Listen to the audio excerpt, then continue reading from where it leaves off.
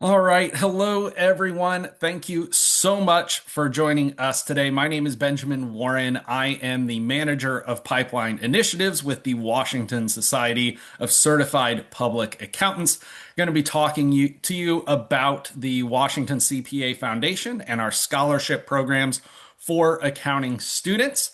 Before I do that, I did want to give a little bit of information about myself. I have a degree in recreation, so I have no background in accounting. My background is in community outreach and engagement with a number of nonprofits, so serving different populations, but a lot of the same sort of work in the not for profit sector. Outside of work, I currently serve on the board of a local radio station where I host my own show, and I am a huge fan of the Seattle Mariners. So if you're ever at one of the WSCPA events and you're tired of talking about accounting, feel free to find me. Happy to chat about the Mariners or baseball or whatever you're interested in. But just wanted to make sure you knew a little bit about who I am. I'm the one who's sending all the emails, kind of managing the scholarship program. So want to make sure you know who I am. So as you're reaching out to me, if you have any questions, you know who you're getting in touch with, or you know who those emails are coming from. So as we get into this, I do want to make sure folks are familiar with the WSCPA, who we are. Very broadly, we are a professional member organization. Most of our members are licensed CPAs and accounting professionals, but we do a lot of work with accounting students as well. So our goal is to introduce students to the accounting profession, make sure they're aware of those career opportunities. And then as they are getting into the profession, hopefully we can provide support and resources around getting their CPA license. So we do that through our pillars here: community and connection. That's our community of members and connection to each other and to resources. Professional development for our accounting students, again, is supporting them on their path to CPA licensure and getting into the accounting profession.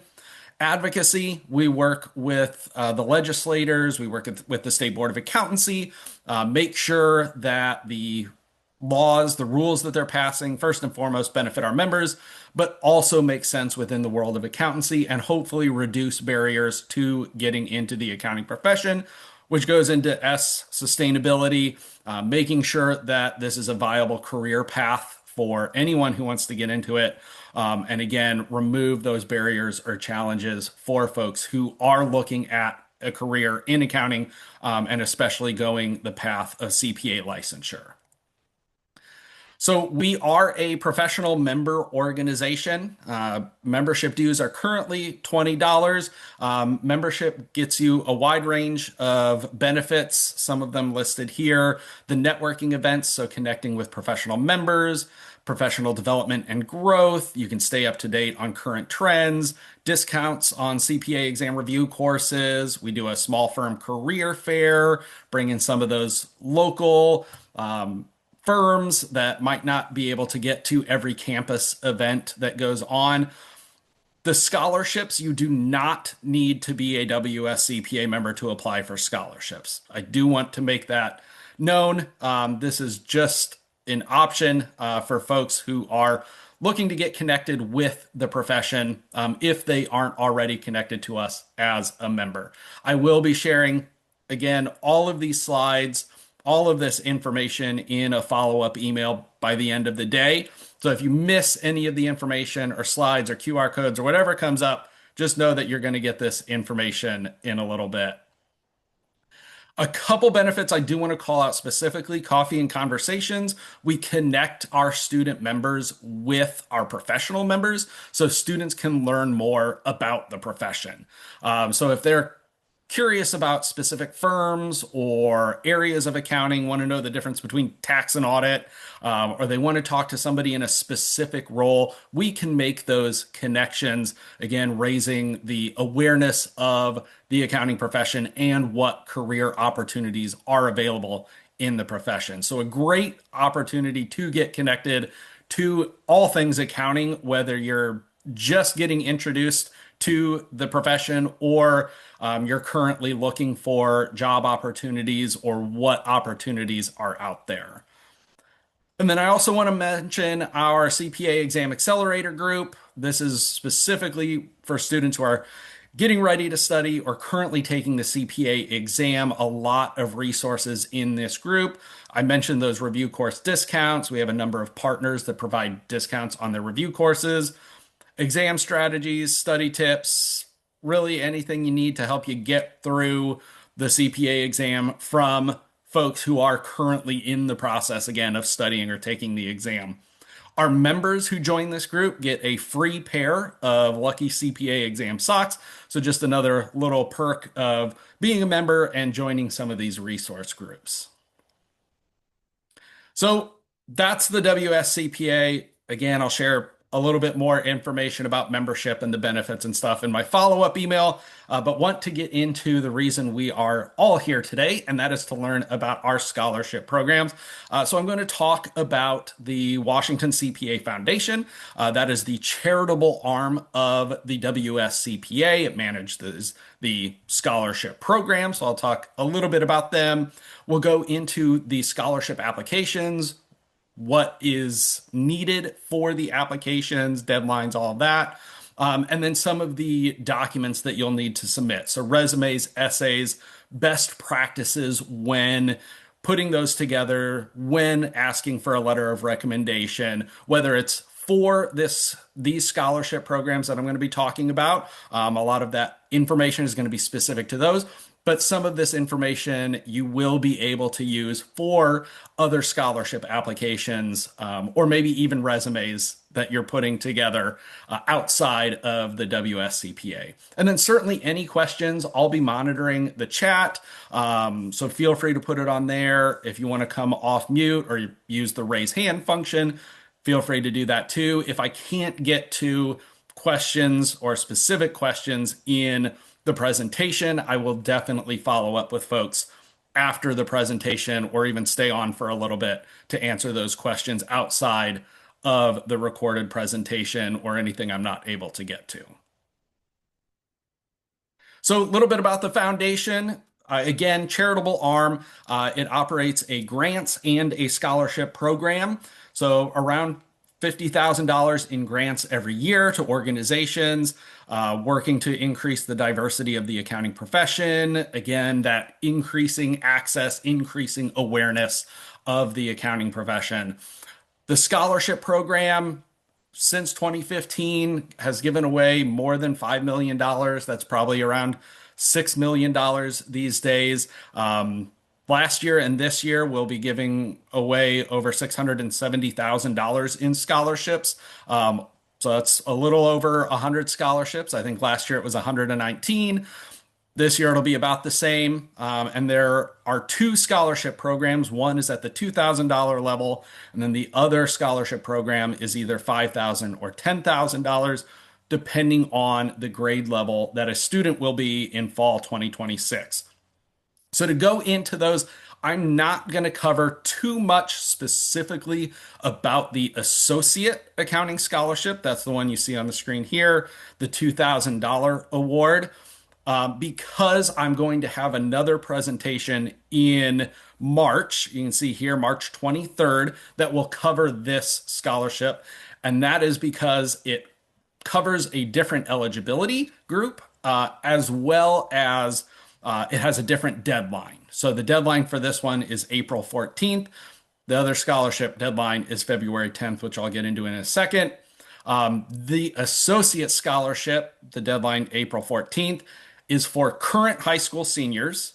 So they're going to be going into their first year at a Washington State College or University in fall 2026, or students at any grade level who are going to be going to a community college or a traditional two-year college in Washington State. So that is specific to those two groups. Again, April 14th, I'm not really going to cover too much about that. Come to the Associate Open House Wednesday, March 23rd, if you're interested in learning more specifically about that scholarship. So the one that I'm going to be talking about more today is the larger scholarship program, so to speak, the $5,000 to $10,000 award. Again, that deadline is February 10th. So, for those of you who are eligible for this scholarship and mentioned that you have not started the application, got a few weeks to go to get that together. So, hopefully, the information and resources I share will help you put all of that together. So, some of the eligibility requirements for this one. So, rising junior, senior, fifth year senior, or graduate student, which is a master's or PhD candidate.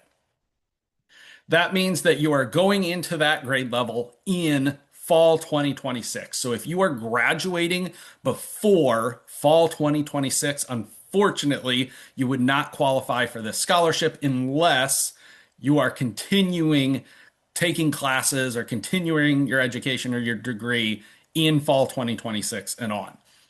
You do need a 2.5 GPA or higher, both in your major, accounting major, and overall. And this is really from all college, university experience coursework that you've done, unless it's 10 or more years old. But that all is explained on the scholarship application in terms of putting that together, but really a 2.5 GPA or higher.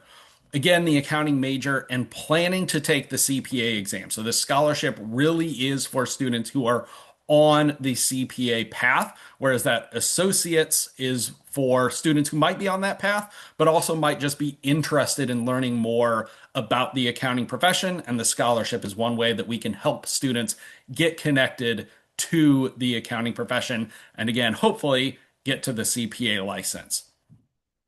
All of our scholarship programs, you need to be enrolled or enrolling in a Washington State college or university. There are a couple online online colleges or universities that we work with outside of Washington State.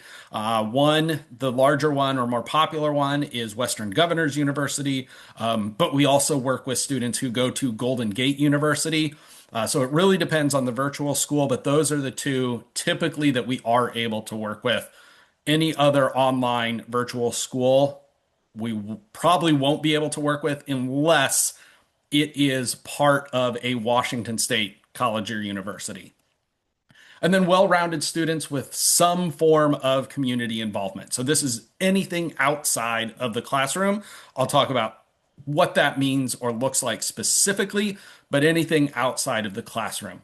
Now, one thing I want to mention about eligibility for the associates and for this larger scholarship program is that if you are a community college student who is going to be a junior or higher in fall 2026, you would qualify for both scholarship programs, meaning that you should apply for both. It's not guaranteed that you would receive both scholarships, but it will increase your chances. So if you don't receive the $5,000 scholarship, you would still be in the running for the $2,000 scholarship. So just keep that in mind if you're going or taking classes at a community college fall 2026. Make sure if you're a junior or above, you're applying to both scholarship programs. The $5,000 deadline is February 10th. The $2,000 for community college and high school seniors is April 14th. So just keep that in mind as you're going through the applications. And I'll send, again, all this information and kind of a flow chart that our wonderful communications team put together to help folks kind of figure out which scholarships they qualify for and should apply for. All right. So when we are talking about the applications, there are a few things that go into the application itself. Obviously, there is the application where it's asking you your information, really just demographic, contact information, those sorts of things. Then there is the additional materials that go into the application that are required when you are submitting your application. So you need not only the online application, but all of this documentation with it by the deadline of February 10th. So, resume, and again, we'll talk about that a little bit more in depth. The resume is optional for the associate scholarship, but if you already have it, it's a great option to put on there. But it is optional for the associate, required for the larger scholarship. Transcripts, unofficial, from all college coursework you've completed. High school seniors would just be their high school transcripts, but all college coursework that you have taken. So if you have transferred from one school to another school, we need transcripts from both schools, not just the current school that lists the transfer credits. That's where some students or applicants get confused when they're submitting the application, is they only provide the transcript for their current school. But if your transcript lists any transfer credit, we need transcripts from all schools. There are 3 essays. They are 500 words or less. The prompts are in the application. Obviously, they are also on our website, our scholarship webpage. I'll send a link to that. Good idea to take a look at these. I'll talk about them more specifically in the presentation. They are 500 words or less. So if you can answer the prompt in 250 words and feel good about it, you don't need to go further. That would be just filler, and I'll talk about some of those best practices in a minute. And then a recommendation. Letter of recommendation for the larger scholarship associates is just an online form that a recommender fills out. Since we are about 3 weeks away, if you have not requested a letter of recommendation yet, the sooner you do that, the better. You don't want to miss out on the scholarship opportunity because your recommender did not get their letter in when you had already gotten all of the other documentation in. So make sure to request that letter of recommendation as soon as possible. One other piece that goes into the larger scholarship, so for those who are going to be juniors and above, there is a GPA calculator worksheet. This helps students calculate the GPA for their major. You might also think of it as an advanced GPA worksheet or calculator, since not every college has the same required courses for their major, even if everybody's doing accounting. So we have a worksheet to help students figure out what their GPA, their advanced GPA, is in their major or in their accounting and business coursework. There is a number of resources for this. There's a video, there is a blog article about how to put this worksheet together. It's fairly simple, pretty self-explanatory, but there are resources and tips that I will share. So I'm not going to cover it specifically how to do it in this presentation, since those resources are out there. Certainly, if anybody has questions as they're going through the application and needs assistance with the worksheet, I am happy to help. You'll have my contact information and all of that if you need to reach out for the calculator, that worksheet, or anything else with the application process. Not part of the associate scholarship, but something that you will have to put together if you are, again, going to be a junior or higher. So showing your merits, this is where that community involvement comes in, that activity outside of the classroom. And this encompasses really anything outside of the classroom. So that community involvement, right? Whether you're volunteering, if you're part of a professional organization, so being a member of the WSCPA would count towards that as community involvement. Maybe you're with the AICPA or Beta Alpha Psi, some form of professional organization. Maybe you're in a band or orchestra or in the arts, drama, theater. Whatever it is, extracurricular outside the classroom is community involvement. This also includes athletics. So any sports that you might be participating in, we see that, participation in college athletics can be equivalent to a full-time job. So we include that as part of the community involvement. Any leadership roles that you have in your volunteer work or those professional organizations, make sure to include those. achievement awards. So if you're on the dean's list or you received commendation for being a volunteer or you're the captain of the football team, right? Those sorts of things. What achievements are you awards or recognition are you receiving in your role outside of the classroom? Uh, any additional education. So if you're coming back, this is like your second or third degree. Maybe you're taking additional courses to get a double major, or maybe you're getting a certification in, VITA, the VITA program, the tax program. Whatever those are, that extra education, make sure you're mentioning that as well. And work history. So, full time, part time, what is your experience? What have you been doing? The reviewers, I should say, evaluate all of this equally. So, if somebody is in college athletics, we're not going to look at that differently than somebody who is working part time while they're going to school, right? We're evaluating this equally.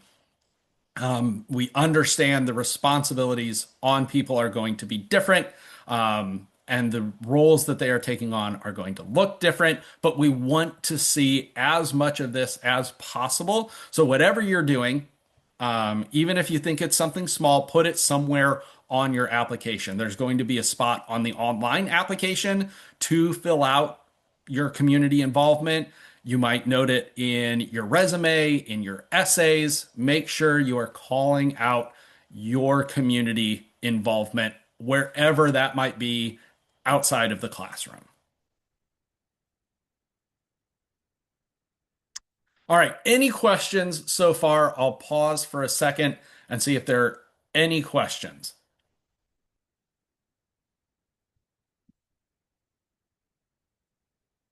I have a question about the letter of rec. Yes. Is there like a preference if it comes from a professor, or is it or like is there like a higher level to it or no? Nope. Nope. And I'll get into that in a little bit. But no, there's not really a preference. Basically, so long as it's not coming from a friend or family member, you're fine. Okay, all right, thank you. Mhm. All right. I am going to start into the resume section. So, resume is required for the larger scholarship program, junior and above. So there are some tips as you're getting your resume ready. So maybe you have an old one or you are starting from scratch, whatever it might be. The first thing to look at is going back to the basics, right? So if you've done a resume before, you probably already know these, but it's worth kind of refreshing your memory on what we're talking about when we're talking about back to basics. So, proofreading is super important, especially when we're talking about our reviewers who are CPAs, they're professional accountants. Accounting is a very detailed profession. So, proofreading, the typos, the grammar, the format, all of that, those little pieces that might be out of place, our reviewers are going to catch that. And so you want to make sure everything is as good as it's going to get in terms of spelling and grammar and format and all of that. Length is important as well. So one, maybe 2 pages is good. If you're going 3, 4, 5+ pages, anything like that, you really want to evaluate what you're putting into your resume and cut back. Length is a big issue.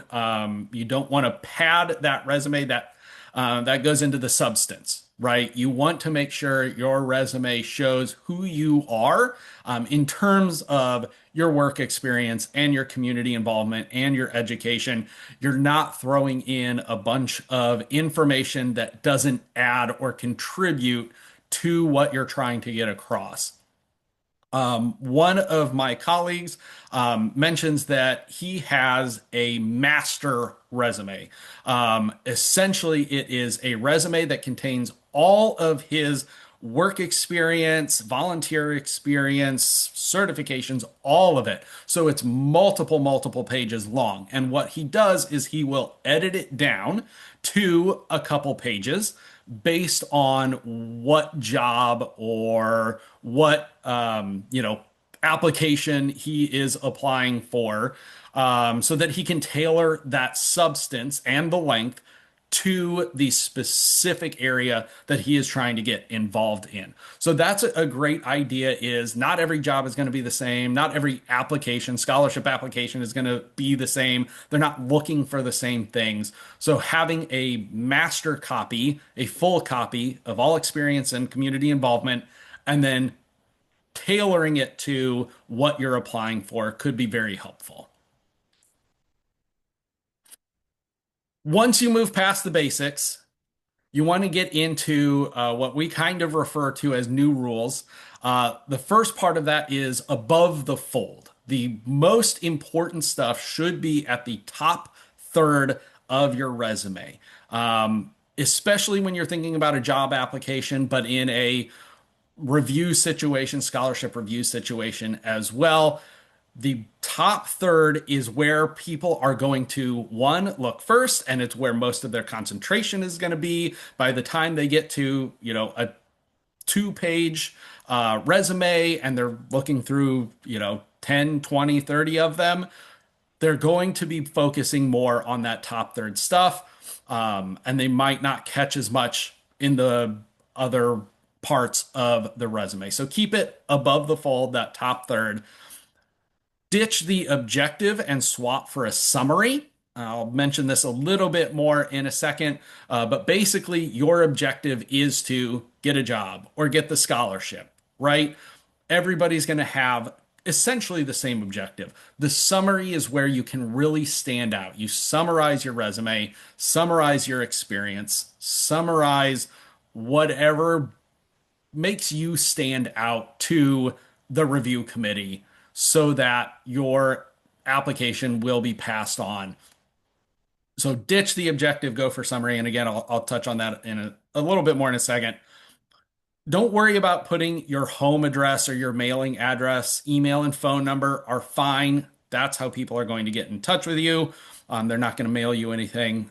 So keeping it to email and phone number is fine. And then the New York Times test. If your resume was on the front page of the New York Times tomorrow, would it look okay to you? The proofreading, the formatting, the length, those back to basics stuff. Does that look good? But also, are you telling the truth? Are you padding your resume with stuff that is inconsequential or that might not be true? Is your mailing address on there? What does it look like to you if it were to show up on the New York Times tomorrow? Are you okay with what information you're putting out there? With the summary statement, short and sweet is best, right? This is a summary of your resume, the summary of you. So 2 to 3 sentences is all you really need. This is especially helpful as you gain more and more experience because you're able to summarize more and more of your resume, of your job, your careers, your volunteer, all of that, able to summarize it and keeping it on the top third. It's what, the reviewer or the hiring manager is going to look at first, get a good idea of who they might be reviewing for the scholarship application or for a job or whatever it might be. Certainly highlight any skills, especially those that are applicable to whatever you're applying for. So this is an accounting scholarship, so highlight the skills that speak to accounting. If you're in Beta Alpha Psi, if you did VITA, right?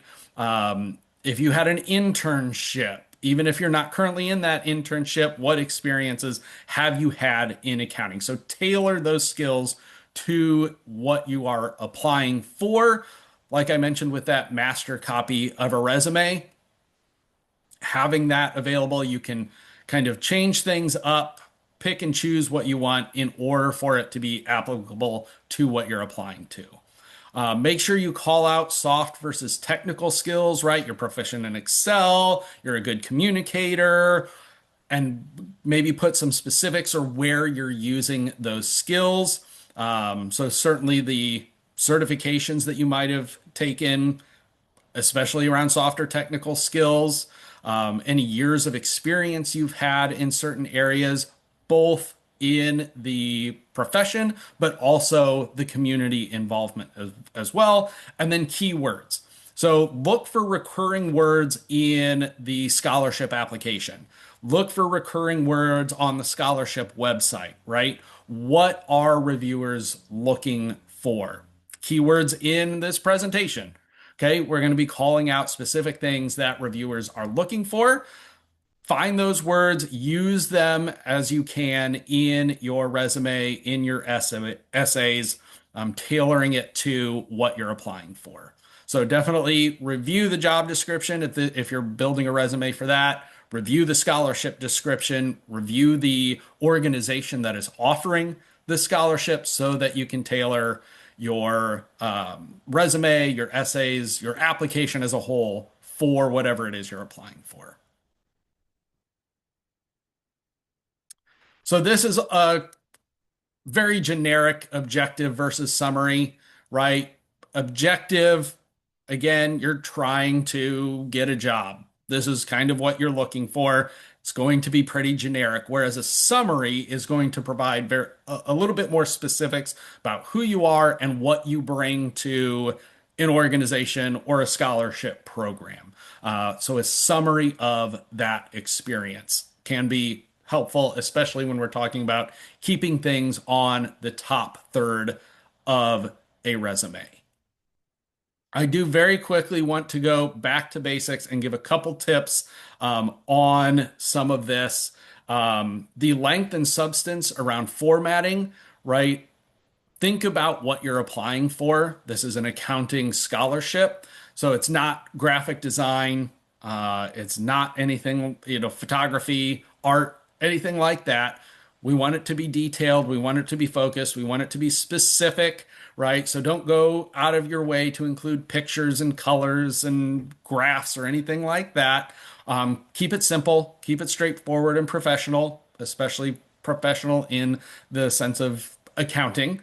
And proofreading with the typos and the grammars and things, find somebody who can help you with that. So once you have a draft, a second or even third pair of eyes on your resume is going to be super helpful. If you have a writing lab, if you can get together with, maybe if you're in Beta Alpha Psi or you're in an accounting class, and you can get together with some folks who are also applying or who are also working on their resume at the same time, that can be super helpful. Change the font, change the style, change the type size as you're going through it. That'll help you kind of refocus your eyes. Also, read from back to front or from the end to the beginning, right? If you're constantly reading from the beginning, by the time you get to the end, maybe you're missing some things. So, you want to, again, refocus your eyes, refocus your attention. Just some tips for working on the proofreading, catching those tiny little mistakes that might come up, and make sure when you're saving it, like if you're going from a Word document to a PDF, double check the PDF because sometimes that formatting gets thrown off a little bit, and you want to make sure that you're keeping things consistent, not missing some of those extra spaces or extra lines where they weren't showing up on the Word document, but they are in the PDF. So some helpful little tips as you're putting that together to hopefully keep some of those typos, some of those little mistakes out of the way. Um, Basically, when you're putting this together, past experience, strengths, situation, and sell them, right? This resume is a summary of your experience. Again, professionally, academically, in the community. So, what are you doing well? What sets you apart? What is unique about you? Why should the reviewers choose you for a scholarship? Why should your application be moved into the next round or be selected to receive the award?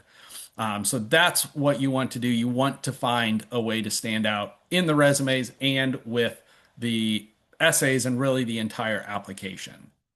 Who are you and what sets you apart? Any questions about resumes?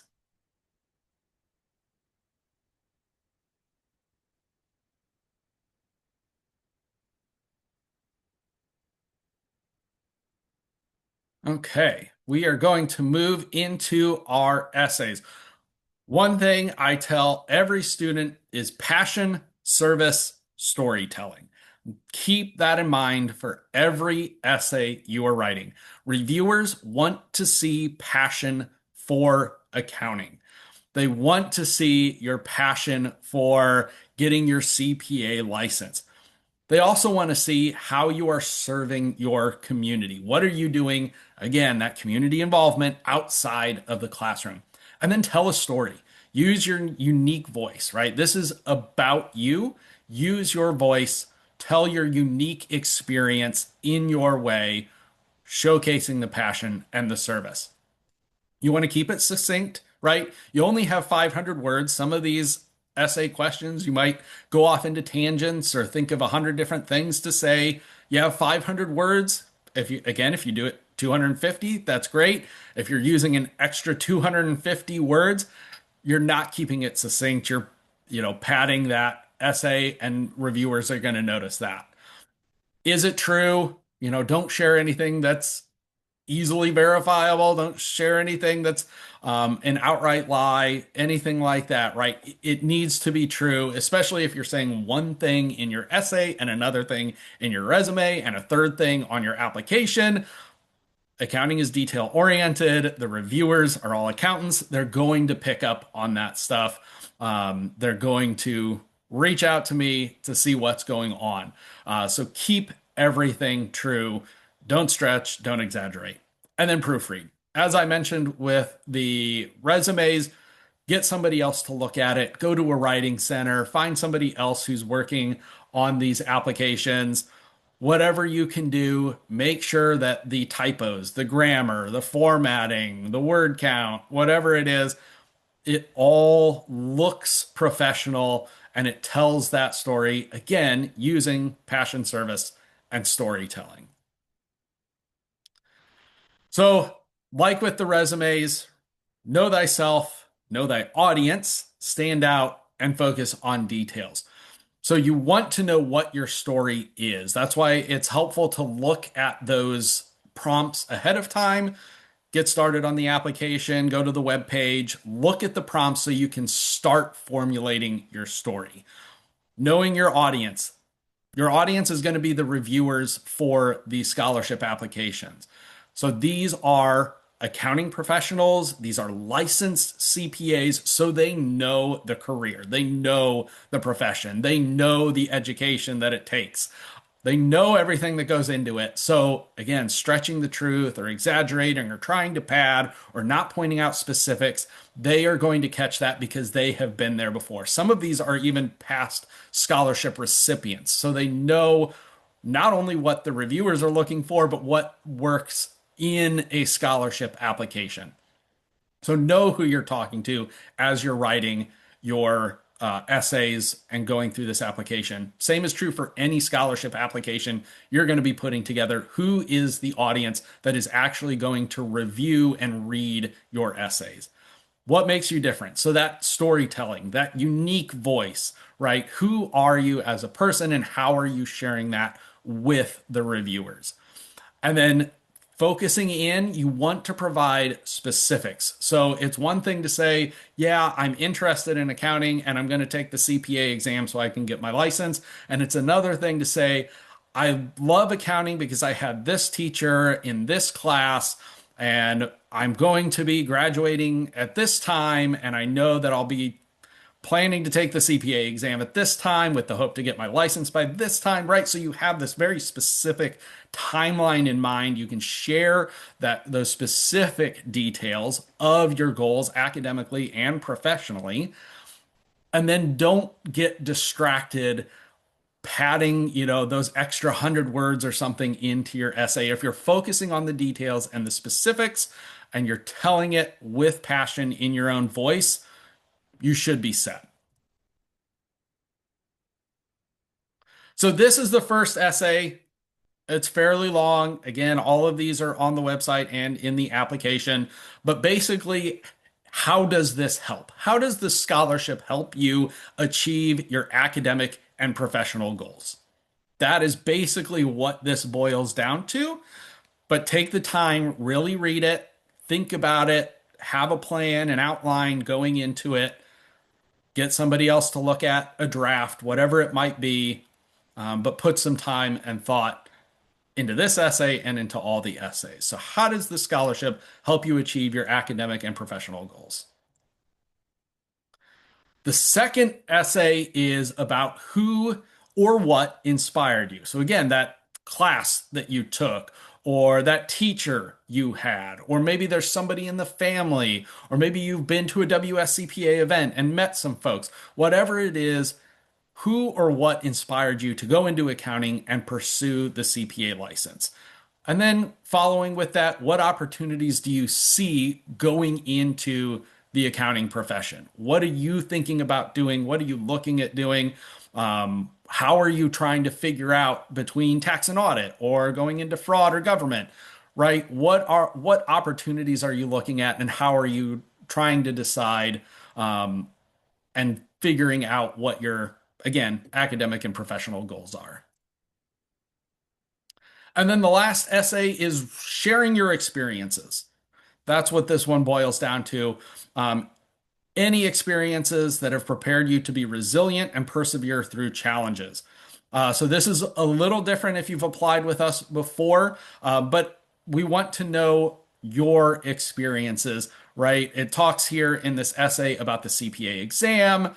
It's a very difficult milestone, very low pass rate, at least on the first try, right? So, how can you show your resilience and your perseverance? What experiences have you had? And how does that factor into you going through the CPA license process, which includes very difficult, challenging tasks that you do need to be resilient and persevere through? So, share your experiences. This is the opportunity to really hone in on what makes you unique, what makes you stand out, especially in the accounting profession.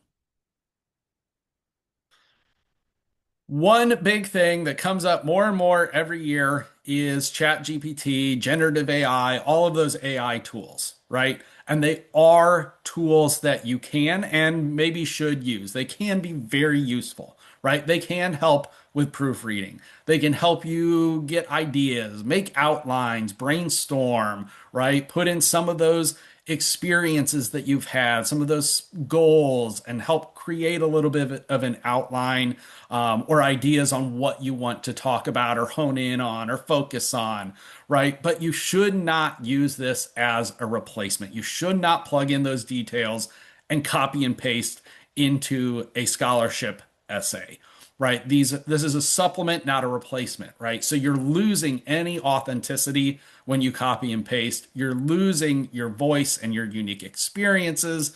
There is, if I'm sure you've heard, if you're using ChatGPT or staying up to date on, AI hallucination, right? It will make stuff up.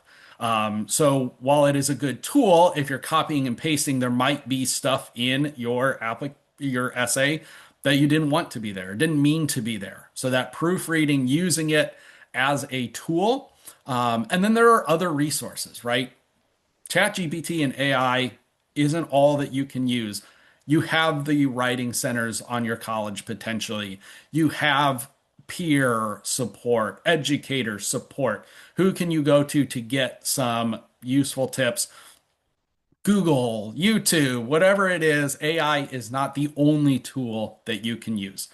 And again, passion service storytelling. I'll say it over and over and over again.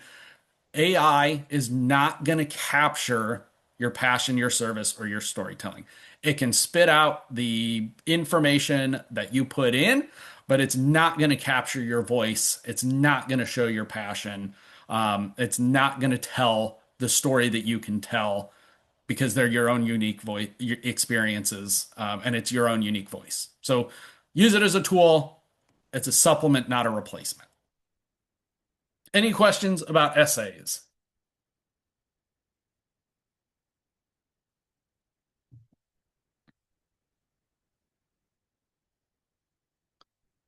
Okay. All right. So here is where we turn to the letter of recommendation.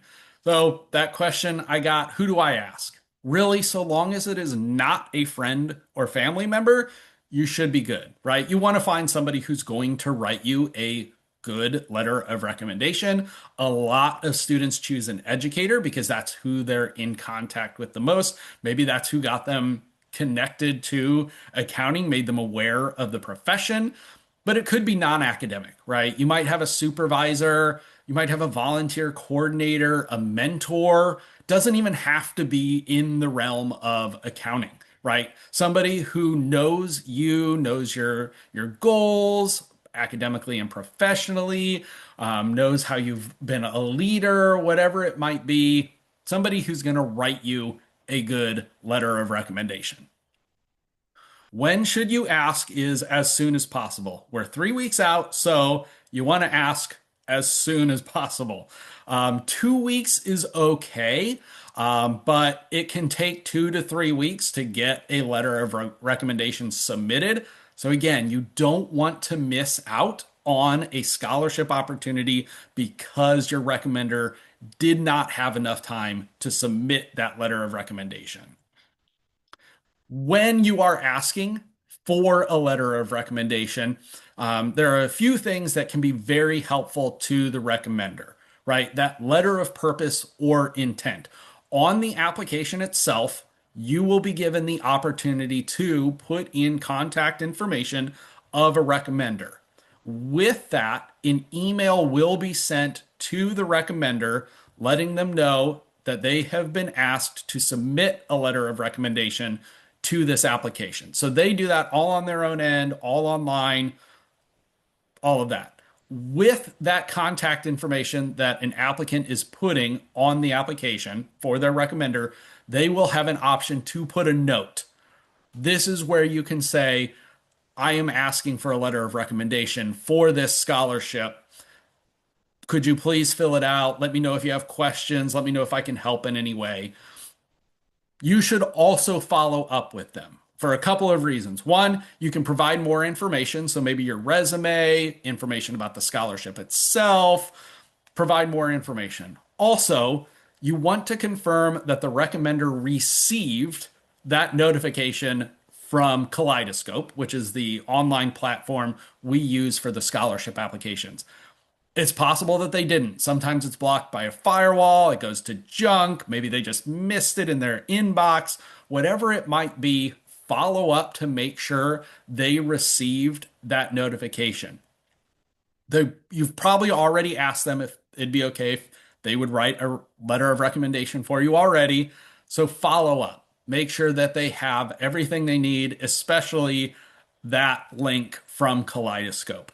It's also fine if they give you the letter and you upload it yourself. So asking as soon as possible, provide additional information. So for this scholarship, you want to make sure they know it's with the Washington CPA Foundation. You want to make sure they know when the deadline is, February 10th. They submit on February 11th. You might not qualify for the scholarship. So make sure they know what you're applying for, what the deadline is, and all of the requirements for the letters themselves. So here are the requirements. It needs to be on letterhead, or it needs to have that individual's signature on the letter. So we understand that not everybody can use company letterhead when they're writing a letter of recommendation. So if they are able to sign the letter and upload it that way, that works as well with their contact information. So that way, if we have any questions or maybe that letterhead and signature is missing, we can reach out to them to confirm that they wrote the letter. It does need to be dated between September 2025 and February 2026. We don't want to see a letter of recommendation from a year ago that was used for a different scholarship or job and has just been maybe changed a little bit here and there. And it does need to be addressed to the Washington CPA Foundation, right? Again, we don't want to see a letter of recommendation coming from somebody for a different scholarship, right? It's that attention to detail that reviewers are going to be looking for. So make sure your recommender knows the letter of recommendation requirements, along with the deadline, what the scholarship is for, and the organization, Washington CPA Foundation, that is managing the scholarship program. Once you have gotten all of that, they're working on it, either getting that letter to you or uploading it directly to the website, to Kaleidoscope. Follow up. Ask the recommender to update you as they can. So once they've submitted it, please let me know. Check in before the deadline. Again, February 11th, you might have missed out. Too late to follow up. Be sure to check at least a couple days, maybe that Friday before, since the deadline is on a Tuesday. Check that Friday so they get that reminder. Maybe they can work on it that weekend. Check in before the deadline and then send a thank you. Once you've confirmed that the letter of recommendation has been given to you or uploaded, send a thank you, right? You don't want to burn any bridges. It helps set you up for next year. Maybe you're going to apply again. So if you've received this scholarship before or applied for this scholarship before, you are still eligible to apply and receive a scholarship the following year. So set yourself up for that. If you don't have anyone that you can immediately think of to ask, educators are usually very open to writing these letters of recommendation, especially if you're providing additional information that will help them write it. Never hurts to ask, you know, if they say no, I'm sure you have somebody else, another educator you can ask. If for some reason you cannot find anyone to ask, set yourself up for next year. Get involved in more community activities. Spend some time during open office hours chatting with one of your teachers, right? Put the time in so that if you're not able to apply this year for some reason, you know that you have somebody who can help you next year. Some of the deadlines to keep in mind: that junior or higher, February 10th by 11:59 p.m. Okay, so get that in before February 11th. If you miss that deadline, very likely that you will not be able, that not qualify. You'll be disqualified from receiving the scholarship. We have a very tight turnaround between the deadline and getting the review process started, so we don't really have much flexibility. So February 10th, keep that in mind, especially if you haven't started the application yet. If you are a current high school senior, or you are going to be attending community college, Washington State, fall 2026, that associate scholarship deadline is in April.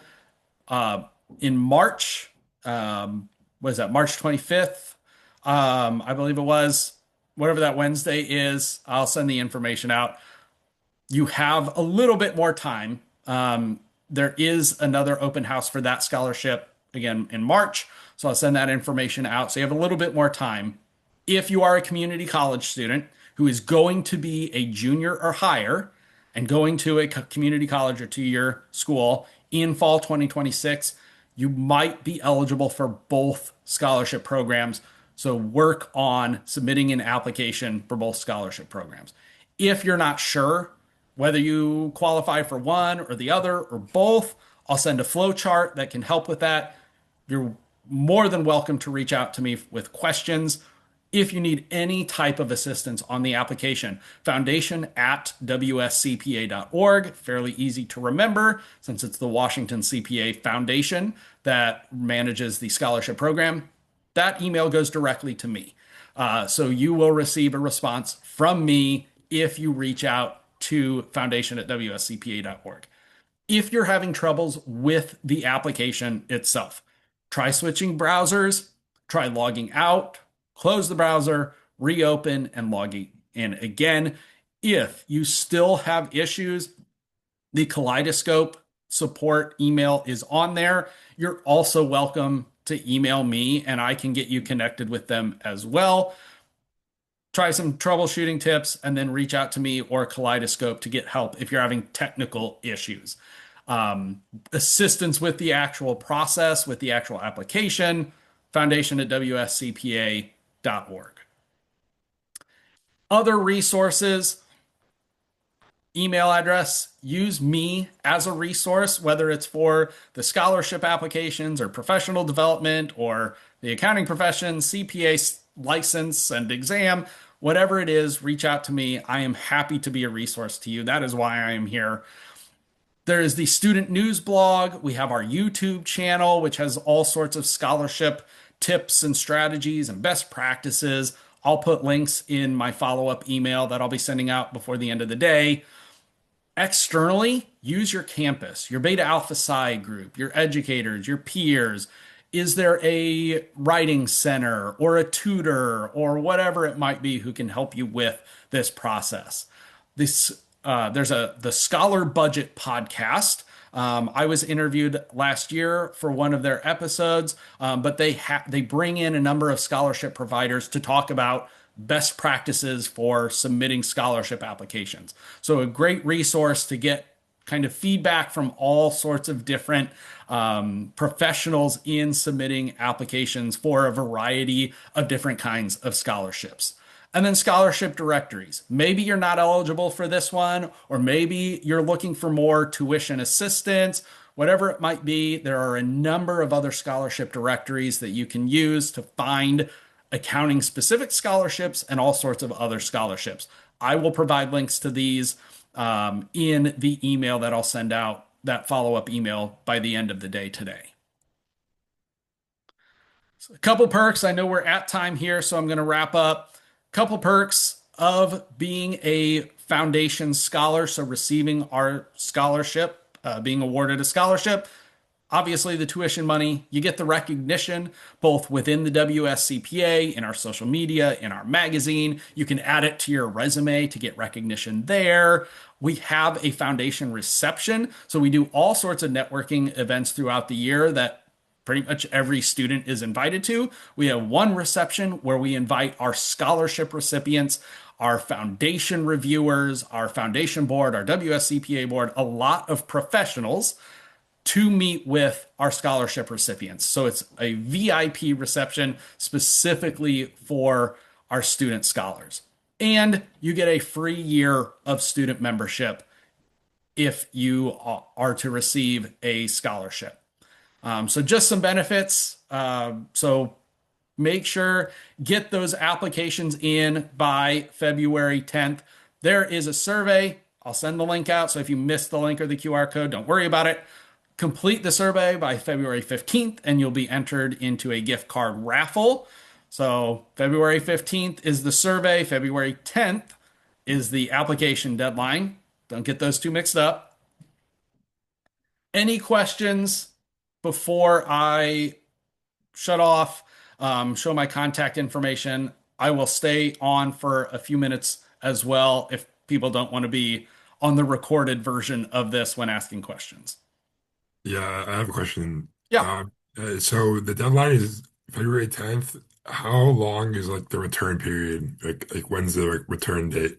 very good question. So we typically have notifications out to students like the second or third week of April. So I Okay. don't know what the specific date is because it can sometimes take the foundation a little bit to get a meeting together, but Yeah. second, third week of April at the latest. Okay. All right. Thank you. Mhm. All right. Well, here's my contact information. Again, I am happy to be a resource to you. So reach out, scholarships, professional development, CPA license, exam, anything like that. Don't hesitate. Reach out. Find me on LinkedIn. Happy to connect on LinkedIn. WSCPA, our social media, our communications team is fantastic. They put all sorts of resources up there as well. So I will make sure that A lot of this information, again, is included in that follow-up email along with the recording to this. Thank you so much for being here. I'll stay on for a few minutes in case there's anybody who wants to chat while we're done recording. But thank you so much. Reach out if anything comes up, and best of luck with your scholarship application.